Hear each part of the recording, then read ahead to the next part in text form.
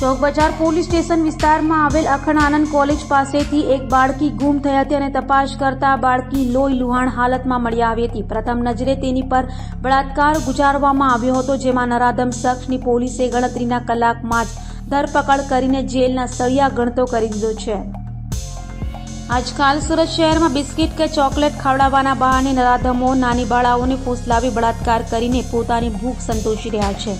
ત્યારે મંગળવાર તારીખ 20ના રોજ ચોક બજાર પોલીસ સ્ટેશન વિસ્તારમાં આવેલ અખંડ આનંદ કોલેજ પાસેથી એક બાળકી રમતા રમતા ગુમ થઈ ગઈ હતી, જે ફરિયાદ ચોક બજાર પોલીસમાં નોંધાતા પોલીસ ખાતું એલર્ટ થઈ ગયું હતું અને તપાસમાં ચોક પોલીસ સાથે ડીસીબી સહિતની પોલીસ જોતરાઈ હતી. ત્યારે અખંડ આનંદ કોલેજ પાસેથી લોહી લુહાણ હાલતમાં આ બાળકી મળી આવી હતી. પ્રથમ નજરે તેની પર બળાત્કાર કરવામાં આવ્યો હતો તે દેખાતા પોલીસે નરાધમ ઈસમને પકડવા માટે તપાસ કરતા બાતમીના આધારે પોલીસે એક ઈસમની અટકાયત કરી હતી, જેનું નામ અંકિત ઓમપ્રકાશ ગૌતમ અને તેને આ બાળકીને ચોકલેટ ખવડાવવા માટે લઈ જવાનું કહી તેની સાથે બળાત્કાર કર્યો હતો.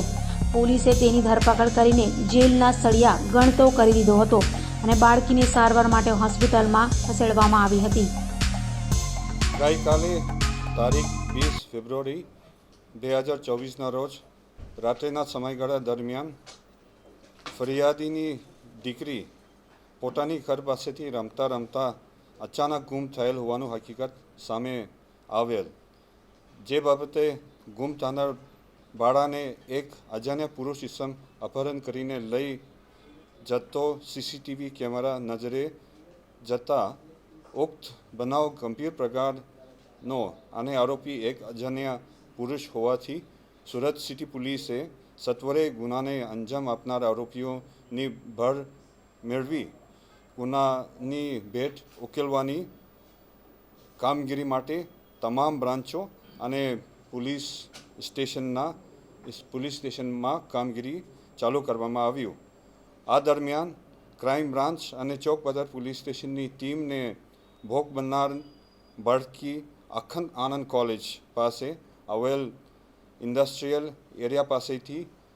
લોહી લોહાણ હાલતમાં મળી આવતા તાત્કાલિક સારવાર અર્થે હોસ્પિટલ ખાતે લઈ જવાનું આવેલ, જ્યાં પ્રાથમિક દ્રષ્ટિએ બાળા પર દુષ્કર્મ થયેલ હોવાનું નજરે ચડતા ફરિયાદીની ફરિયાદ લેવામાં આવેલ. સુરત શહેર ક્રાઇમ બ્રાન્ચના પોલીસના માણસોને મળેલ ચોક્કસ બાતમીના હકીકતના આધારે આરોપી અંકિત ઓમપ્રકાશ ગૌતમ ઉંમર વર્ષ 29, મૂળ રહેવાસી સિરસા ગામ કાનપુર નાને પકડી પાડવામાં આવેલ. આરોપીની પૂછપરછ કરતા છેલ્લે 10 વર્ષથી સુરત ખાતે એમ્બ્રોઇડરીના ખાતામાં કામ કરતો આવેલ અને ગઈકાલે તારીખ 30 ફેબ્રુઆરી 2024ના રોજ પોતે પાંદોર વિસ્તારમાં ફરતો હોય તે વખતે ભોગ બનનાર બાળકી રમતા નજરે ચડતા તેને ચોકલેટ ખવડાવવાનું બહાને અપહરણ કરીને પાંદોર વિસ્તારમાં આવેલ એક અભદ્ર જગા પર લઈને બાળકી સાથે દુષ્કર્મ આચરેલ. તે દરમિયાન બાળકી રડતા લાગતા તેણીને ત્યાંથી છોડી મૂકી ભાગી ગયેલ હોવાનું હકીકત ધ્યાનમાં આવેલ.